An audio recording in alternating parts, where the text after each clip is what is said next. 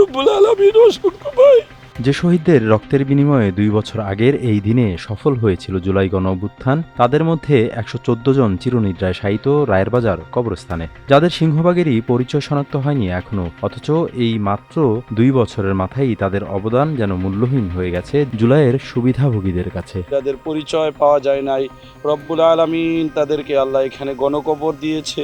আজ 2 বছর পূর্তি হলো জুলাই গণঅভ্যুত্থানের, যেখানে শুয়ে আছে অসংখ্য জুলাই শহীদ। সেই কবরস্থানে দুপুর গড়িয়ে গেলেও শ্রদ্ধা জানাতে আসেনি কোনো রাজনৈতিক দল বা জুলাই ভিত্তিক সংগঠনগুলো। তবে যাদের নেই কোনো স্বার্থ, নেই কোনো সম্পর্ক, তারাই চোখের পানি ফেলেছেন অঝরে। কমপক্ষে রাষ্ট্রীয়ভাবে হলেও তাদেরকে স্মরণ করার জন্য, তাদের জন্য আয়োজন করার এখানে প্রয়োজন ছিল, কিন্তু যারা অজ্ঞাত তারা আসলে বাস্তবেই কোনো কিছুই পেল না। আমাদের ছাত্রদেরকে যে মাদ্রাসায় এক খতম কোরআন শরীফ পড়িয়েছি এবং আমরা তাদেরকে আসরের নামাজ পড়ে তাদেরকে এই কবরে আনলাম, কবর জিয়াদ করার জন্য উদ্দেশ্যে আনলাম, যে তাদের জন্য আমাদের মন কাঁদে।